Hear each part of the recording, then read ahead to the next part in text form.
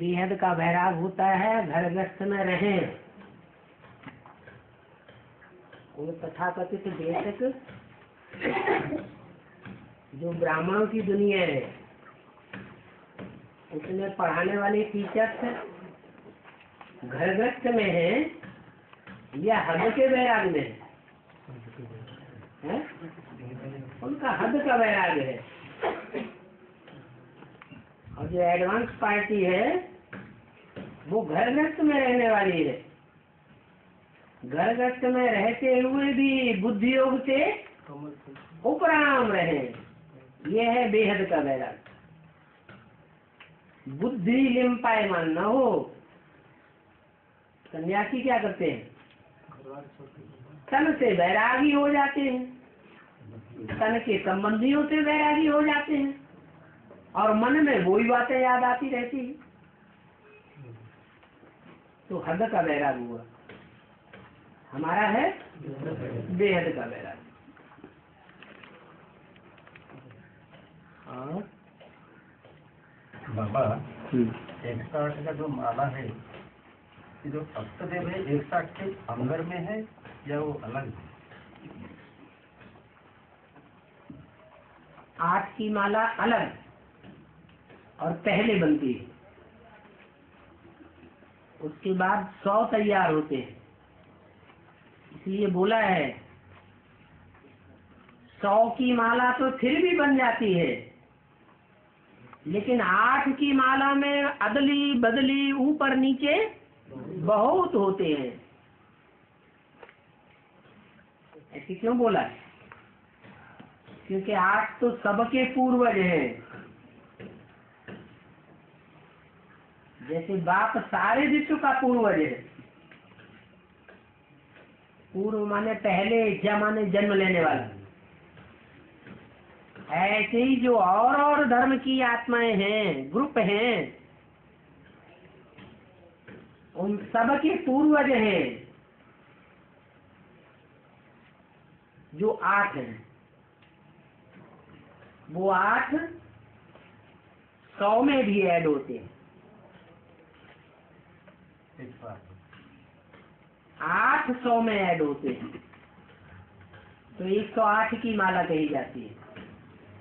फिर वो 108 16,000 में भी ऐड होते हैं तो 16,108 की माला कही जाती है।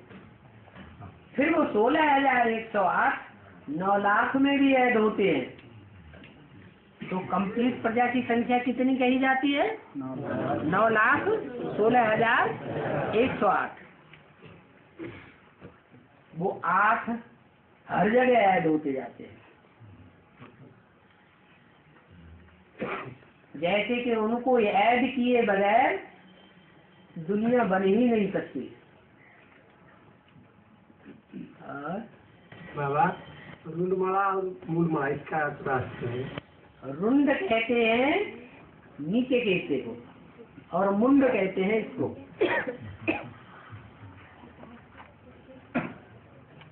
मुंड इसलिए कहा जाता है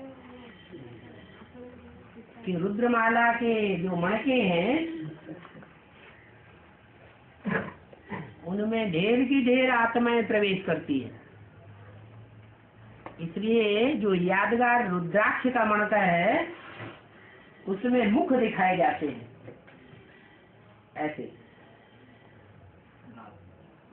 ये मुख लेने की यादगार हैं। कभी तो बाप ने या बाप दादा ने उनका मुख लिया है सात्विक सेवा कराने के लिए, परंतु जब श्रीमत के विपरीत चल पड़ते हैं, मनमत पर या मनुष्यों की मत पर, तो भूत प्रेत आत्माएं प्रवेश करने लग पड़ती है। ब्रह्मा की गोद में पलने वाले विधर्मी रहे हैं,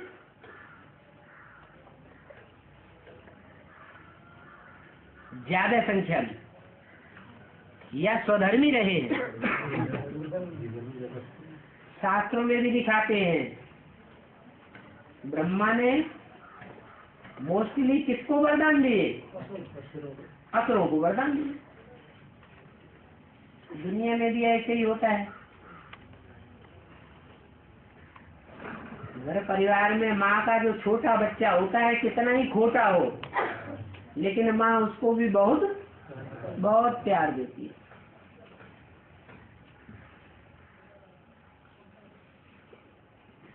तो वो दूसरे दूसरे धर्म की जो आत्माएं हैं,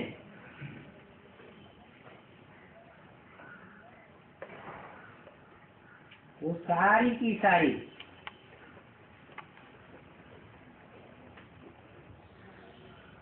चौरासी घंटे वाली देवी गाई हुई है।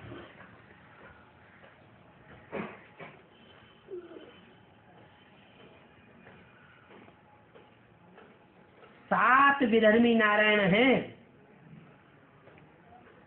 क्या टोटल नारायणों की संख्या कितनी है?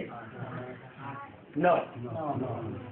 भूल जाते, अपने कोई भूल दिया, भूल गए क्या? 9 नारायण हैं, एक संगम युगी और 8 सतयुगी। उनमें सूर्यवंशी और चंद्रवंशी 2 से सनातन धर्म बनता है, 2 के मेल से। उनको अलग कर दे। कितने नारायण बचे? 7 नारायण बचे जो कम कलाओं वाले हैं, कम जन्म लेने वाले हैं, सत्य रूपी रंगमंच पर बाद में उतरने वाले हैं। तो ऑलराउंड पार्ट बजाने वाले हैं या अधूरा पार्ट बजाने वाले हैं? अधूरा पार्ट बजाते हैं। नंबरवार कम अनुभवी बनते हैं इस दुनिया के, या हीरो पार्टधारी के मुकाबले बराबर अनुभवी बनते हैं। जब कम पार्ट बजा देंगे तो अनुभवी भी कम बनेंगे। इसलिए वो कमजोर आत्माएं जब द्वापर शुरू होता है तो द्वैतवादी युग में पहुंच करके और धर्मों के प्रभाव में आ जाती है। वो इब्राहिम के इस्लाम धर्म में कन्वर्ट हो जाती है। वो नारायण भी कम कला के और उनकी सारी प्रजा भी। तो वो कमजोर आत्माएं ब्रह्मा की गोदी में पली है। यज्ञ के आज से लेकर के और 69 18 जनवरी तक अभी भी पल रही है, क्योंकि ब्रह्मा की ही बुद्धि में अभी तक नहीं बैठा है गीता का भगवान कौन है। तो एक भूल के कारण सारा सत्यानाश होता रहता है और दुनिया में असत्य का बोलवाला होता रहता है।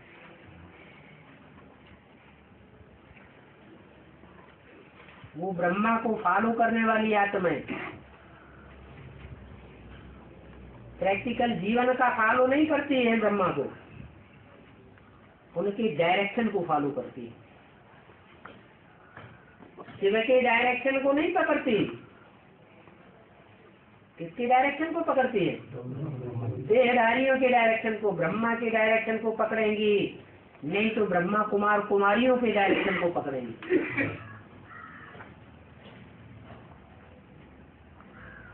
मुखवंशावली कहे जाएंगे या मुखवंशावली कहे जाएंगे। कोख माने गोद से उनको प्यार है, लेकिन मुख से निकली हुई जो भगवान शिव की बातें हैं उनसे उनको प्यार नहीं है।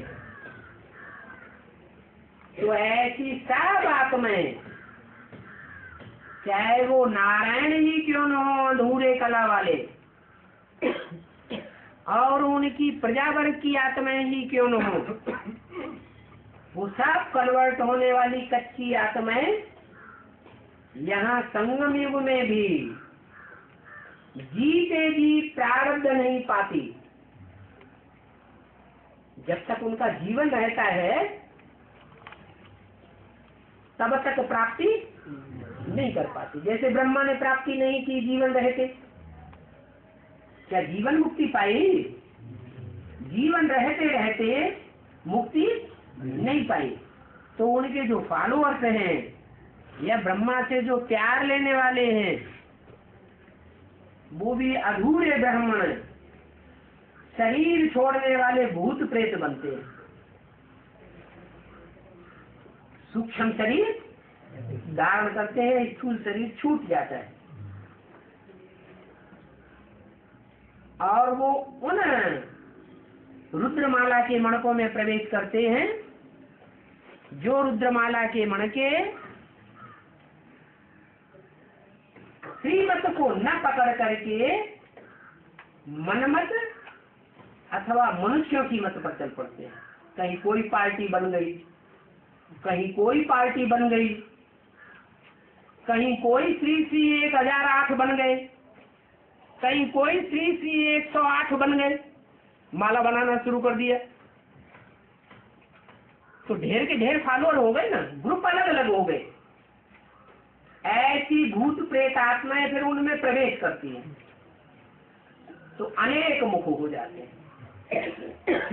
ये कहावत है, कहते हैं और प्रैक्टिकल भी है कि रुद्रमाला के जो मणके रुद्राक्ष दिखाए जाते हैं भक्ति मार्ग में, उनमें एक मुख वाला मणका बहुत कम मिलता है और अनेक मुखों वाले मणके ढेर के ढेर मिलते हैं।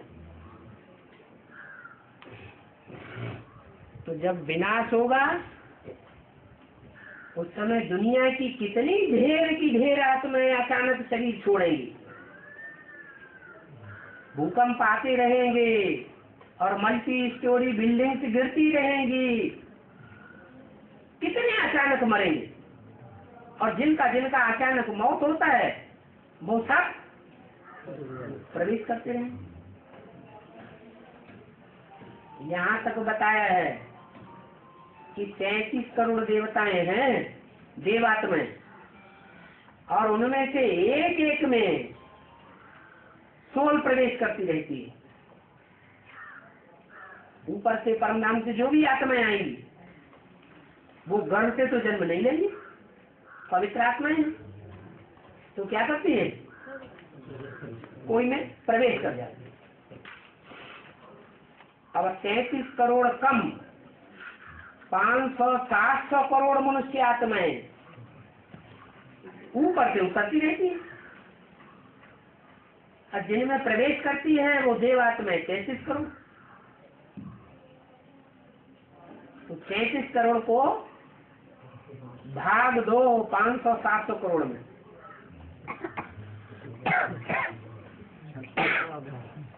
एक एक में कितने आए? तो ढेर के ढेर प्रवेश करते हैं।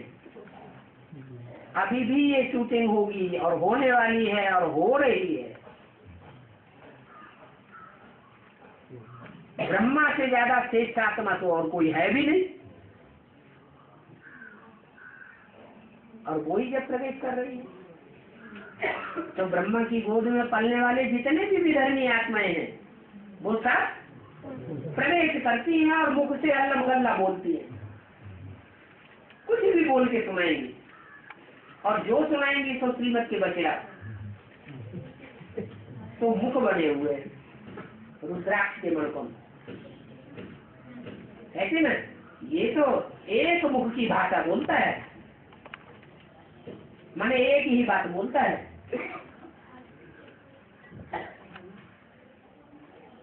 और कार्तिकेय को कितने मुख दिखाए?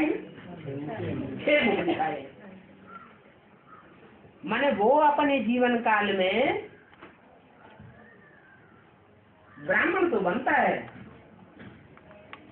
लेकिन जो 6 विधर्मी मुख्य हैं, इस्लामी, बौद्धी, क्रिश्चियन, मुस्लिम, सन्यासी, सिख, इन सब में चक्कर काटता रहता है। और सबकी बातों को सत्य बताता है। तो 6 मुख दिखाई दे। मुख दिखाने का भी कोई कारण होगा ना। एक मुख की बात करना चाहिए या रावण की तरह 10 मुंह से बात करनी चाहिए? एक मुंह अच्छा या 2 मुंह अच्छा? से एक मुंह का होना चाहिए। और बाबा जो 33 करोड़ देवात्मा है, ये तो सतयुग के लेकर कलयुग तक जो आता है ये सब 33 को सुनता है। तो 33 जो अभी जो पाठ चला है साईं बाबा का, ये क्या देवात्मा है? बिल्कुल। जो महान महान आत्माएं कलयुग के अंत में भी उतरती हैं और सनातन धर्म की ही बातें करती हैं, दूसरी बातें तो नहीं करती। रामकृष्ण परमहंस हैं, विवेकानंद हैं, इन्होंने विदेशी सभ्यता को आगे बढ़ाया या स्वदेशी सभ्यता को आगे बढ़ाया? तो ये सब देवात्माएं हैं, धर्म कलयुग में आती हैं, इसलिए नई नई आत्माएं होने के कारण उनका नामाचार बड़ी जोर से फैल जाता है। ये 33 में काउंट होगा ना उनका नाम? 33 करोड़ में ये सब काउंट, ये नहीं, इनके फॉलोअर्स भी। अच्छा, ये सब उनका जो पुरुषार्थ अनुसार ये लोग क्या सतयुग भी आएगा? वो लोग सतयुग में क्यों आए? कलयुग में आए हैं या सतयुग में आए हैं?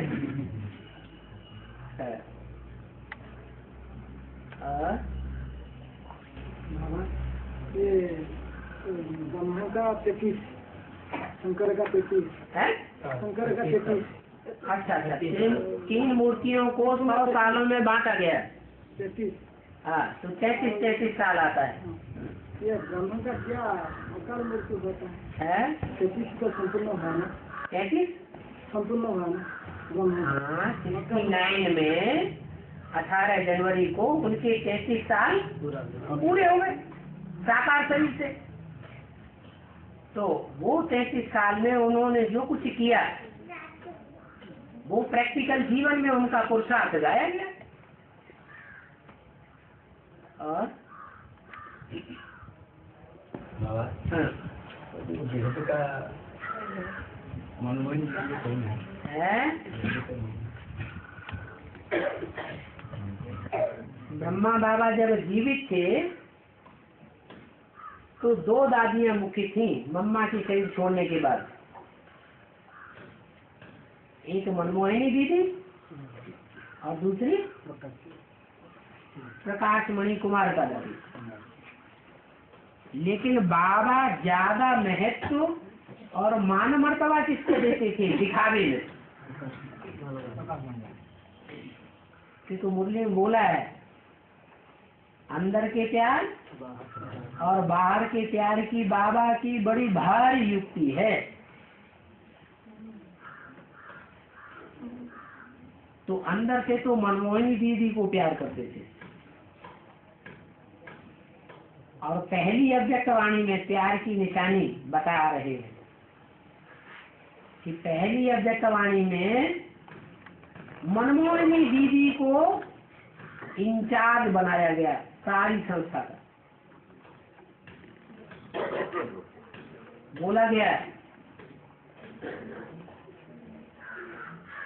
कि ये सब सेंटरों पर चक्कर लगाती रहेगी, देखभाल करती रहेगी और हेड ऑफिस में ईशु बहन तो है ही देखभाल करने के लिए, कुमार का उसकी सहयोगी बनेगी।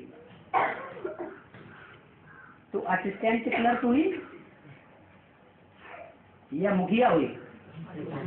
असिस्टेंट क्लर्क की जगह पर रखा, लेकिन ये बात किसी ने ध्यान ही नहीं दी। और मनमोहन दीदी सीधे साधे स्वभाव की थी,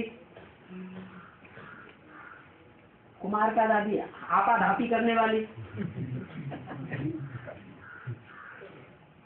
संगम युग में सेवाधारी बनकर रहना अच्छा है या प्रकाशक बन के रहना अच्छा है? लेकिन कौन सा टाइटल ले लिया? मुख्य प्रकाशिका।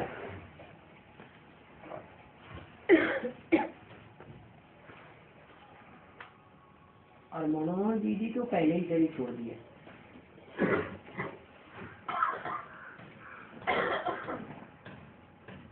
एक है इस्लाम धर्म की सरपरस्त, जो ईश्वर को, ईश्वर बाप को पहचानने में ब्राह्मण परिवार के सामने दीवार का काम करती है, दीवार बन करके खड़ी हो जाती है। न खुद बाप को पहचानती, न दूसरों को पहचानने देती। इसलिए मुसलमानों में जो उनका पूजा का स्थल होता है, मंदिर, उसका नाम क्या है? मिस्र जिद पकड़ ली कि मैं इस स्वरूप को भगवान बाप नहीं मानूंगी। तो मुसलमानों का जो पूजा का स्थल है, उसमें एक दीवार खड़ी कर देते हैं सामने। क्या? चाहे ईदगाह हो और चाहे मस्जिद हो, वो दीवार की ही पूजा करते हैं। इसकी शूटिंग कहाँ होती है? ब्राह्मणों की दुनिया में अभी शूटिंग हो रही है, होती रही। उस दीवार को ही उसके फॉलोअर्स मानते हैं।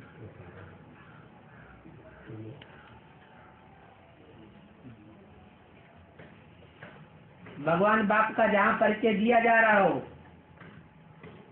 वहाँ कोई की बात नहीं सुनो, कान में उंगली दे लो, अल्लाह मियाँ को याद करो। ये शूटिंग कहाँ होती है? मुसलमान ही तो कान में उंगली देते हैं नमाज पढ़ते समय, किसी के नहीं सुनना चाहते, निराकार को याद करते हैं। साकार को मानना ही नहीं है। बाबा, जो नदी है ना, एक मिनट, हाँ, इसका अर्थ क्या है? जो ऋषिकुल्या नदी है ना, ऋषिकुल्या, हाँ, इसका अर्थ क्या? जो ऋषि के कुल से आती है। ऋषि माना पवित्र, और कुल से आ, किसके कुल से आई? पवित्र के कुल से आई, उसका नाम ऋषिकुल्या पड़ गया। कोई ब्रह्म कुमारी होगी ना ऐसी, है कि जन्म जात पवित्र रही होगी? जैसे गुलजार दादी है, गृहस्थ जीवन में पली है बचपन से, या आश्रम के वातावरण में बचपन से पलती रही, तो जन्मजात पवित्र हुई ना। ऐसे ही कोई एडवांस पार्टी में भी है कि छोटेपन से ही आश्रम जीवन बिताना शुरू कर दिया और पवित्र बन करके रही, तो नाम पड़ गया ऋषिकुल्या। और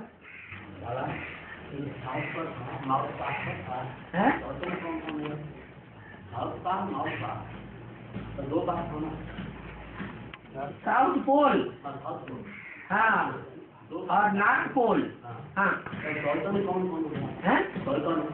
चैतन्य में एक होता है आकर्षण करने वाला, और एक होता है सारा आकर्षण खींच लेने वाला। उसको साइंटिस्ट लोग कहते हैं पॉजिटिव और नेगेटिव। तो एक पार्ट है भरपूर करने वाला प्लस, और एक पार्ट है माइनस। जैसे मनुष्य शक्ति में भी दो ही पार्ट मुख्य हैं, एक स्त्री एक पुरुष। दोनों में से प्लस किसको कहेंगे, माइनस किसको कहेंगे? है? जब भगवान बाप मौजूद है तो माइनस को भी प्लस बनाई देता है, और जब भगवान बाप मौजूद नहीं है तो स्त्री जाति माइनस रह जाती है या प्लस रह जाती है? माइनस रह जाती है। अभी इस दुनिया में पुरुषों का बोलबाला है या कन्या माताओं का बोलबाला है? पुरुषों का बोलबाला। ऐसे ही जो बेहद की दुनिया का जब निर्माण होता है तो जो पार्टधारी हैं वो भी दो प्रकार के हैं मुखिया। एक है निगेटिविटी बढ़ाने वाला और एक है पॉजिटिव भाव को बढ़ाने वाला।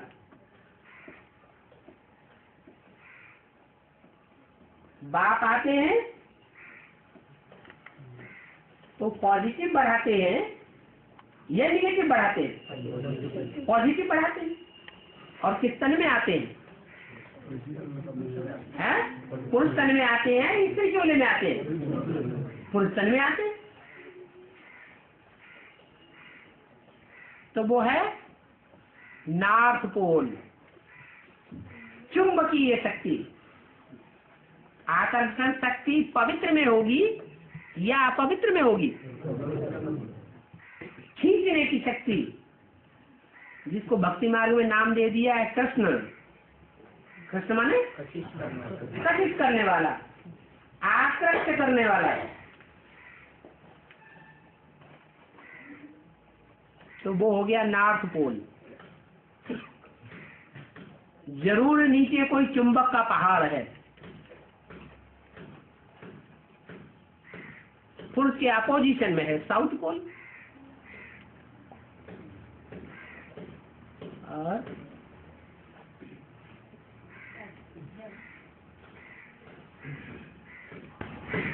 बाबा जो गिरजा सभी है ना, इसका देह से ब्रह्म बाबा आते हैं। गिरजा देवी देह से ब्रह्म बाबा आते हैं। जो गिरजा देवी हलचल होगा, गिरजा देवी हलचल होगा। अचल हिल जाती है।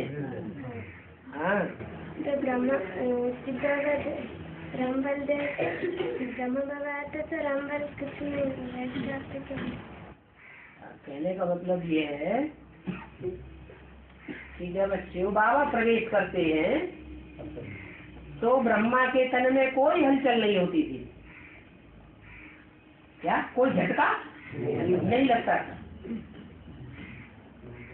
और मनुष्य आत्मा जब कोई में प्रवेश करती है तो झटका लगता है।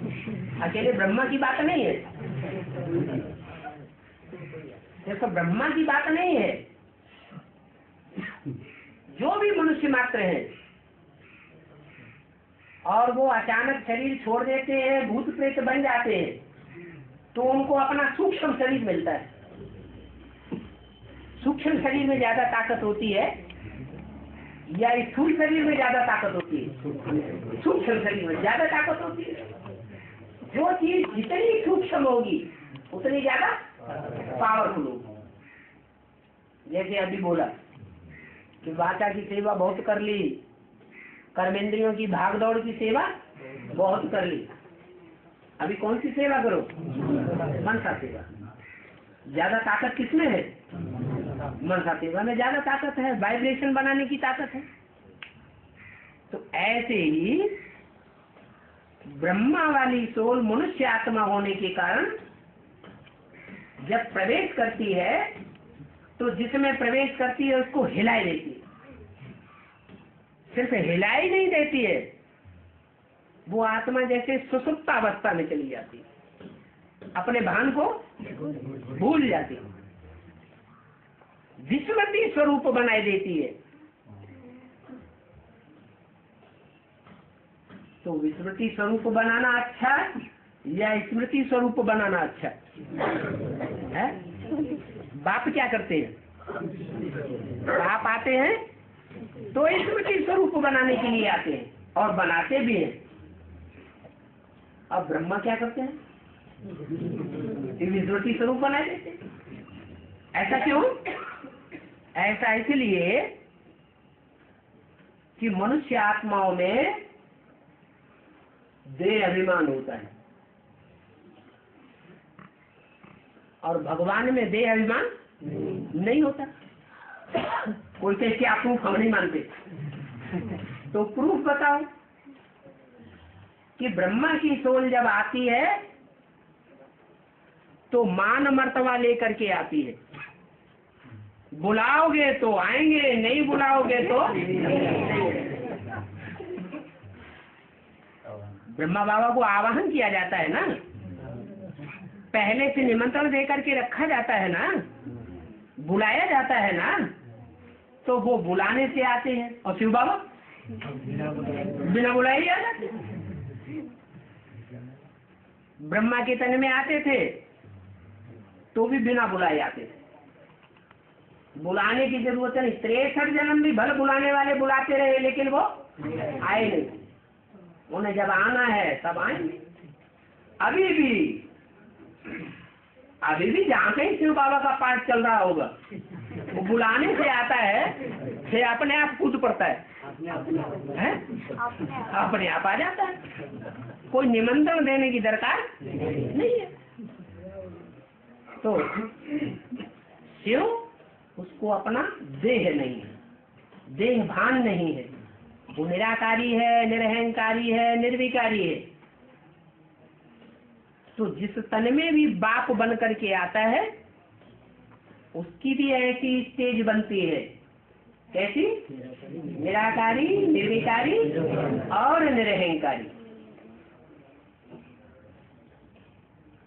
शिव जहाँ प्रवेश करेगा पता ही नहीं लगेगा कि मेरे में प्रवेश किया। दृष्टि की पावर जिज्ञासु को दे गया, वाचा की पावर जिज्ञासु को दे गया। बाद में पता चलता है अरे मेरे में तो इतनी ताकत ही नहीं थी कि मैं इतने बड़े आदमी को, इतने बड़े व्यक्ति को मैं सुना पाता कुछ भी। जरूर कोई शक्ति ने ये कार्य किया। तो शिव वो देहभान रहित आत्मा सदा शिव है। क्या सदा शिव का मतलब क्या? सदैव कल्याणकारी है। भले इस नीचे सच्ची में नीचे आता है, नीच से नीच में आता है, पति तमो प्रधान में आता है, बड़े से बड़े कामी कांटे में आता है। फिर भी उसकी इंद्रियों से जो कर्म करता है, अब किसी को थप्पड़ मार दिया तो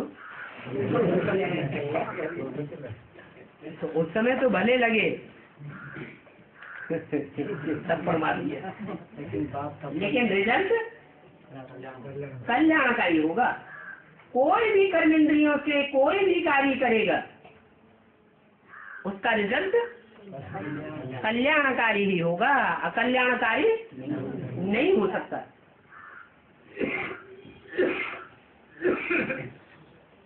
मनसा से जो भी संकल्प चलाएगा उसका कल्याण ही कल्याण फैलेगा वाइब्रेशन में, अकल्याण नहीं फैल सकता।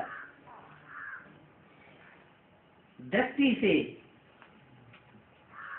सृष्टि सुधारने का ही काम करेगा। दृष्टि से सृष्टि विकृत नहीं हो सकती। जैसे कहते हैं बड़ी बुरी नजर है।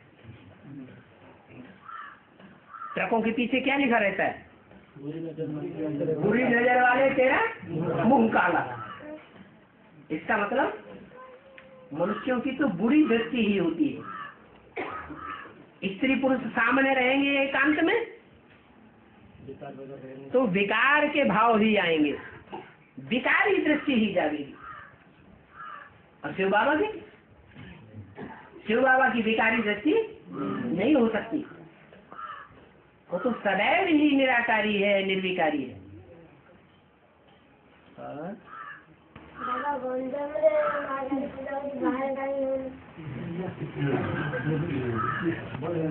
रे महाकाल पूजा होती है। गंजम में बाहर में क्या नहीं, क्यों नहीं जाए? क्यों कलकत्ते में नहीं होती और दूसरी जगह नहीं होती है? हाँ, ये बात जरूर है कि नाम रखा है गंजम, तो वास्तव में गंजम नाम नहीं है, गंदम नाम है। वो गंदम बिगड़ करके क्या हो गया? गंजम। जैसे बाबा आता है तो पतितों के बीच में आता है, बंदरों के बीच में आता है। सबसे ज्यादा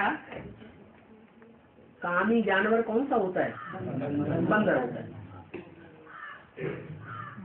ऊंची चोटी पे जाकर के सबके सामने विकार भोगेगा, इतना अधिकारी होता है, उसे लाज भी नहीं। कामांध कहा जाता है ना, तो मनुष्य भी काम विकार में अंधे हो जाते हैं। ये नहीं सोचते कि संसार में इसका क्या असर होगा, बुद्धि में ही नहीं आता। अंधे, कामांध, क्रोधांध, लोभांध कहा जाता है। तो बाबा जब आता है तो ऐसे स्थान को अपना मुख्य स्थल बनाता है जिसका नाम पड़ता है माउंट आबू। बू माने बदबू, आ माने सारी दुनिया की बदबू जहाँ आके इकट्ठी होती है। और सिर्फ बदबू ही नहीं, छोटा मोटा ढेर इकट्ठा नहीं होता।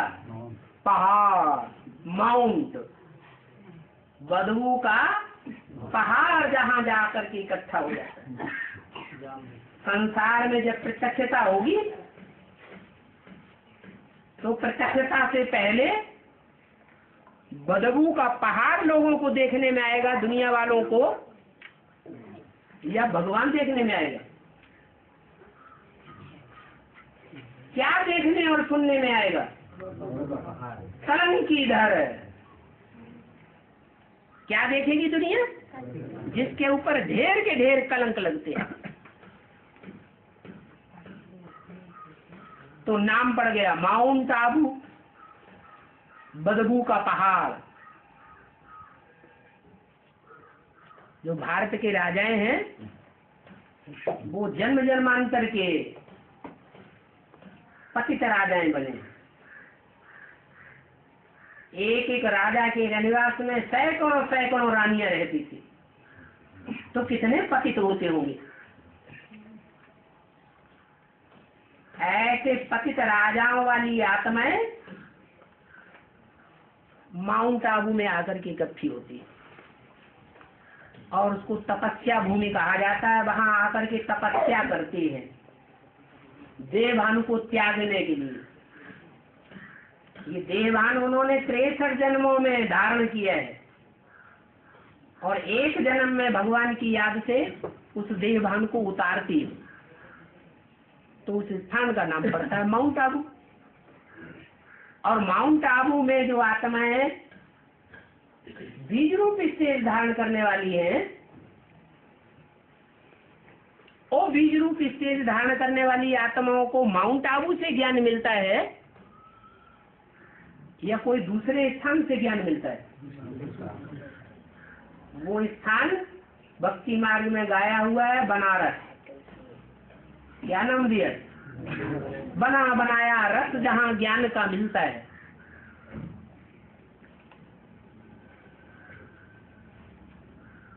कोई को मनन चिंतन मंथन विशेष नहीं करना पड़ता, सब बना बनाया मिल जाता। और जहाँ से ये मिलता है वहाँ की सारी लाइनें और रोड पर जितने भी शहर हैं, गांव हैं, कस्बे हैं, उन सब का नाम गंदुम गंदुम गंदुम गंदुम। कास गंदुम, द्वारे गंदुम, दरियाव गंदुम, दरियाव माने समंदर, गुरसाए गंदुम, कायम गंदम, अहमद गंदम, खुदा गंदम, सारी गंद ही गंद ही गंद। इसलिए गंगा में वो गंदम में गंगा में है, गंगा के किनारे किनारे सारे स्थान है। गंदम क्या है, वो गंदम के आएगा क्या? अब गंदम जहाँ होगा तो गंगा से कनेक्शन होना चाहिए ना। पतित पावनी कौन है? नदी तो एक ही पतित पावनी गई हुई है, तो घबराना नहीं चाहिए क्या कि भगवान ने हमको गंजम में क्यों पैदा कर दिया। अरे आखिरी जन्म से जितना खराब से खराब हो गया तो अच्छा, लेकिन अभी खराब नहीं बनना, उल्टा नहीं कर लेना।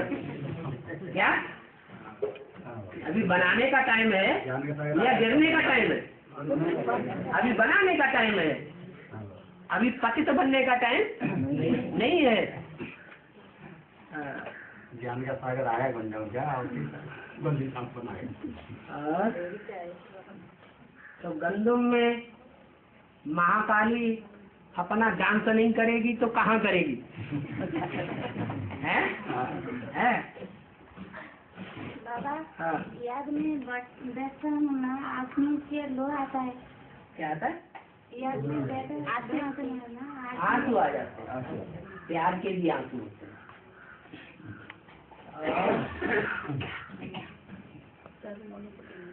बाबा नर्मदा नदी का अर्थ क्या है? नर और मादा, शिखंडी का नाम सुना है? शिखंडी का नाम नहीं सुना? महाभारत में एक शिखंडी पात्र भी है, कभी स्त्री का पार्ट बजाता, कभी पुरुष का पार्ट बजाता, नर का भी पार्ट बजाता और मादा का भी पार्ट बजाता। रुद्रमाला में जो भी कन्या माताओं के चोले हैं, भले चोले तो स्त्रियों के हैं, कन्या माताओं के हैं, लेकिन आधीन रहने वाले संस्कार हैं उनमें। हाँ, आधीन रहने के संस्कार नहीं है।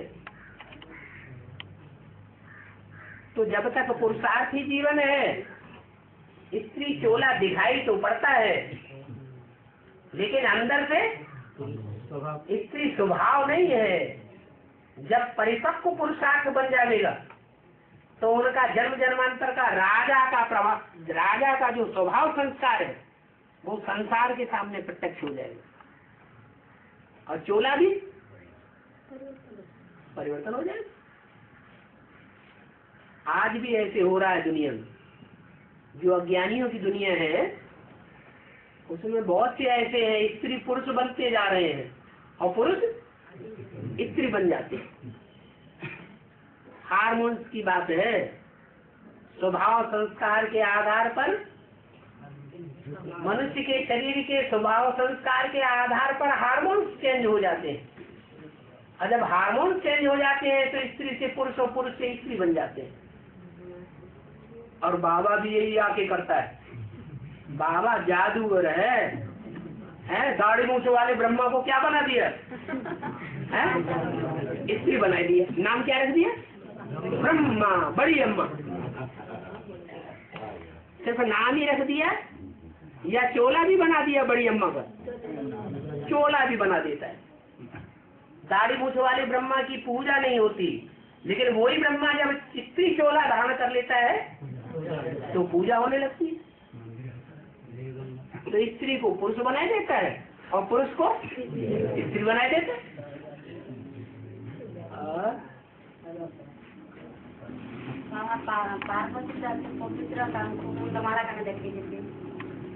पार्वती को नहीं मुंडमाला दिखाते हैं।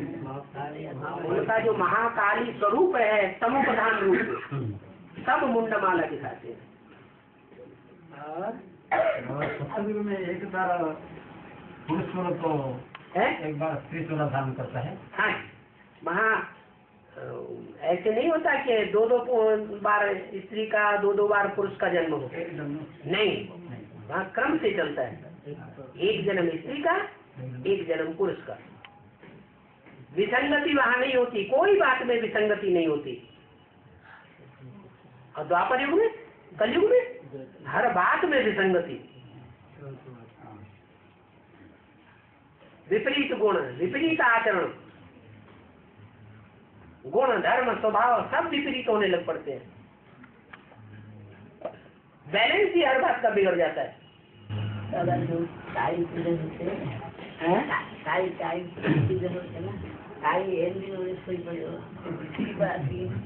हिंदी जानने वाली बहन बोलो, क्या बोला? माता क्या बोल रही है?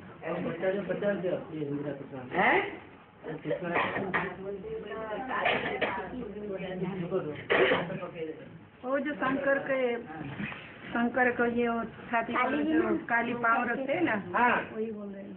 हाँ, तो क्या पूछ रहे हैं? वो क्यों सो रही है? उसका क्या मतलब है? मतलब ये है कि ब्रह्मा का काम स्थापना, विष्णु का काम पालना और शंकर का काम विनाश। शंकर का काम तो विनाश है, लेकिन कोई चाहता है कि हमारे घर का विनाश हो जाए, हमारे तन का विनाश हो जाए, हमारे बाल बच्चों का विनाश हो जाए, हमारी दुनिया उजड़ जाए? कोई चाहता है? नहीं चाहता। तो विनाश अच्छी बात लगती है लोगों को, तेरा विनाश हो जाए, या गाली लगती है? गाली लगती है। और शंकर के तन में कौन आता है? शिव। उसका अर्थ क्या है? कल्याणकारी। अगर शंकर के तन में शिव ना आवे तो शंकर कहा जाएगा? नहीं कहा जाएगा। तो शिव कल्याणकारी उसमें प्रवेश करता है, और शिव कल्याणकारी प्रवेश भी करे और शंकर का नाम शिव के साथ जोड़ा भी जाए। और किसी देवता का नहीं जोड़ा जाता, 33 करोड़ देवताओं में से कोई का नाम नहीं जोड़ा जाता। इतना होते हुए भी उसके मत्थे लग जाए, हाय इसने विनाश कराई दिया, तो ये तो खराब बात हो गई। इसलिए शिव बाबा विनाश नहीं कराते हैं, शक्तियों से करवाते हैं। विनाश के लिए निमित्त कौन बनती है? शक्तियां। शिव बाबा प्लस है या माइनस है? प्लस है। वो तो बनाने का ही काम करेगा, बिगाड़ने का काम नहीं करता है। तो जो कन्याएं माताएं हैं, उन कन्याओं माताओं में से ऐसी शक्तियां निकलती हैं, ऐसी पावर वाली, जिनकी मस्तक पर चंद्रमा विराजमान है, जिनकी बुद्धि में शिव बाबा याद है। इसलिए महाकाली के जो पुराने पुराने चित्र हैं, शंकर की छाती पर जब पांव रखा हुआ है तो उनके मस्तक में शंकर का चित्र दिखाया जाता है। माने उनको शिव बाबा की याद है। शिव बाबा की याद में रह करके वो सारा कार्य विनाश का, संहार का, असुर संहारणी का सारी पार्ट बजाती है।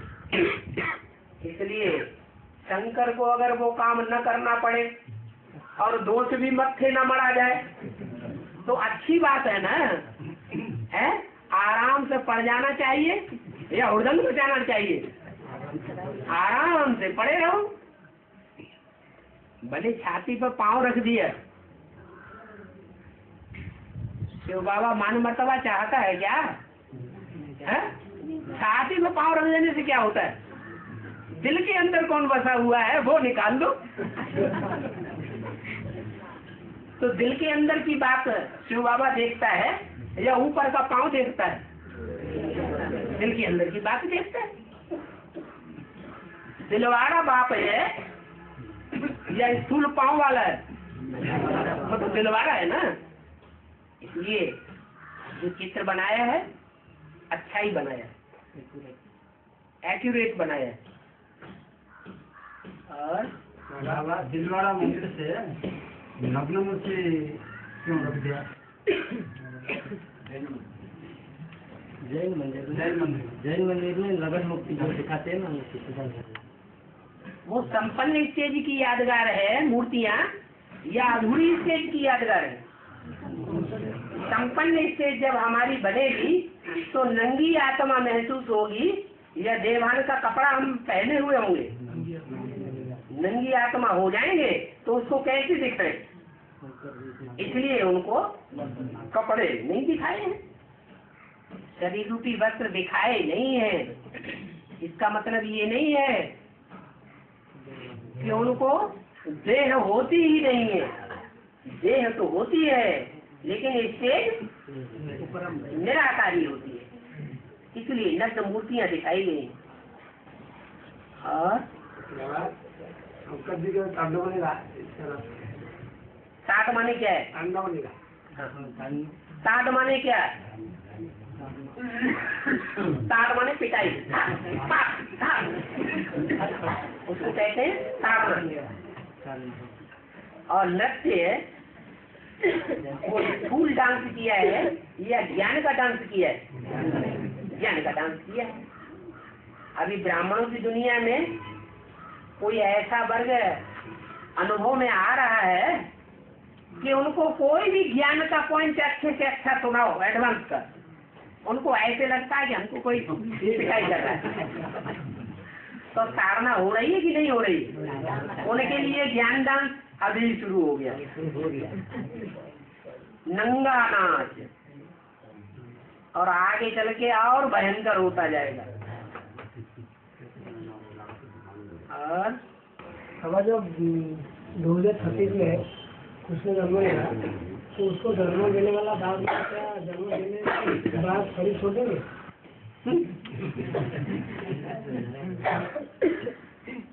एकदम परिवर्तन होता है या परिवर्तन होने में टाइम लगता है?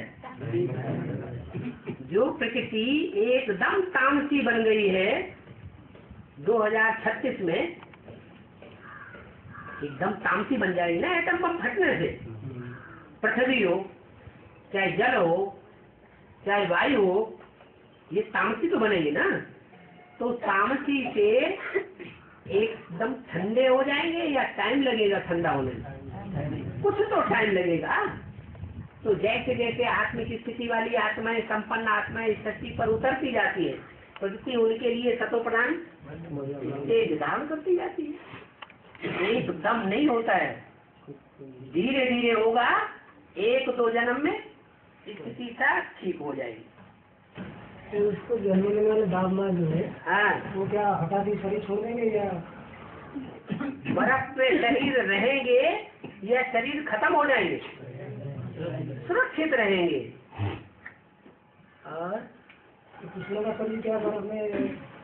वो शरीर जो बर्फ में दबा हुआ है वो बाहर आएगा, तब उसमें से कृष्ण की सोल प्रवेश करेगी या बाद में पहले ही प्रवेश कर जाएगी? बाद में प्रवेश करेगी। वो चोला जो बर्फ में दबा हुआ है वो उठ करके बाहर तब आएगा जब उसमें से रचयिता जन्म देने वालों की सोल प्रवेश करे, तब उठ करके बाहर आएगा। और जब बाहर आ जाएगा तब राधा कृष्ण जैसी आत्माएं बच्चों की वो माँ बाप में प्रवेश करेंगे। और जो बोला है कि एक पावन बनने से नहीं बनने से कोई पावन नहीं बनता। एक के पावन बनने से सब पावन बन जाते हैं और एक के पतित बनने से सब। तो पहला पत्ता कौन है? कृष्ण की सोल पहला पत्ता है ना। बीज तो बाप है, लेकिन बाप के अपने घर में आग लगी हुई हो और बच्चा जल रहा हो, तो जो सच्चा बाप होगा वो बच्चे को छोड़ करके भाग जाएगा? खुद का कल्याण कर लेगा? नहीं करेगा। बाप का जन्म बच्चे के साथ है कि अकेला है? जो बाप का जन्म सो बच्चे का जन्म। जन्म माने प्रत्यक्षता। राम वाली आत्मा भी वही है, एक ही शरीर में, और उसी शरीर में पढ़ने वाली विशेष आत्मा कृष्ण की भी पढ़ाई पढ़ रही है, लेकिन प्रत्यक्षता दोनों की साथ ही साथ होगी। इसलिए एक आत्मा निमित्त बनी हुई है। कौन? कृष्ण की सोल। वो जो 2018 में कृष्ण का पतिव्रता हुआ, तो वो क्या एक ही शरीर में होगा या दूसरा कोई शरीर में होगा? अभी एक ही शरीर है या दो शरीर है? एक ही शरीर। अभी शरीर एक ही है। अंतर ये है कि वो ज्ञान चंद्रमा की आत्मा अधूरी है, पढ़ाई अधूरी है, और उस समय पढ़ाई पूरी हो जाएगी। तब फिर वो शंकर रहा और न अधूरा चंद्रमा रहा, फिर तो नारायण हो जाएगी। कभी मुरली में शंकर को याद करने के लिए बोला? नहीं बोला। शंकर माना ही अधूरा पुरुषार्थी। शंकर को याद में बैठे हुए दिखाए, तो जो याद करेगा वो अधूरा है या संपूर्ण है? अधूरा है तो वही याद कर रहा है। सबसे अच्छा पुरुषार्थ है नारायण को याद करना। हाँ, संपन्न स्टेज जब हो जाए, वो चंद्रमा भी अधूरा से संपन्न हो जाए, और जिसमें प्रवेश है वो भी संपन्न स्टेज को प्राप्त कर जाए, तब कहेंगे नारायण। फिर शिव की दरकार है क्या? है? फिर शिव की दरकार नहीं। शिव का काम पूरा। शिव जो है वो आत्मा को सुधारने आया है या शरीरों को सुधारने आया है? शिव ज्ञान सुना करके आत्माओं का परिवर्तन करता है। क्या? शिव आत्मा का परिवर्तन करता है ज्ञान के आधार पर, और आत्मा जब पवित्र बनती है तो प्रकृति के 5 तत्वों का परिवर्तन करती है वाइब्रेशन के आधार पर। ओम शांति।